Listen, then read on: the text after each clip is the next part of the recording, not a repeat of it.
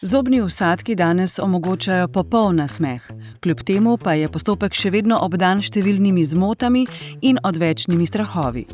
Zato razkrivamo 5 najpogostejših mitov o implantantih in resnico, ki jih postavlja v pravo luč. Mit 1. Vstavitev zobnega vsadka je boleča.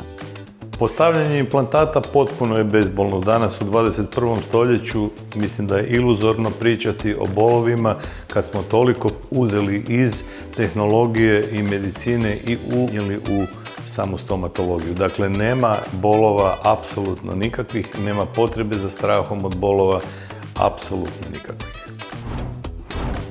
Mit 2. Čas okrevanja je dolg. Čas oporavka nije dug.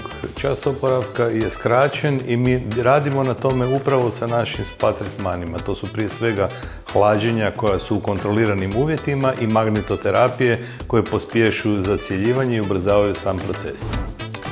Mit 3. Zobni vsadki niso dolgoročna rešitev.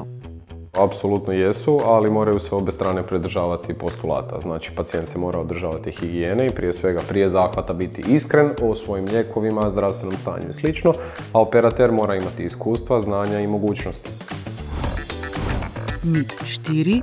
Zobnih vsadkov ni mogoče ustaviti vsem. Implantate je moguće ugraditi svima. Znači, ljudima koji imaju nekakve zdravstvene tegobe, samo se mora paziti na određeno vrijeme uzimanja lijekova i sl. Zdravstvena stanja o kojima pacijent opet mora biti apsolutno iskren i o situacijama kojima zapravo ne ovise implantati, a to je ima li kosti ili, odnosno, nema kosti. U svakom slučaju ima rješenje. Mit 5.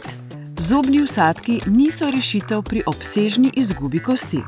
To su definitivno mitovi, zato što implantate uvijek možemo postaviti. Ako nemamo područje čeljusne kosti, imamo sigurno etaža više. Dakle, da li su to zigome, da li su to transnazalni implantati ili baza lubanje, ali rješenje uvijek postoji. Miti o zobnih vsadkih so stvar preteklosti, kar v naši kliniki vsakodnevno potrjujemo.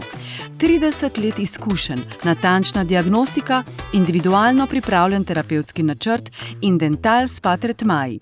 Vse to je Ortho Implant Dental Spa, kraj, kjer vas čaka vaš novi nasmeh.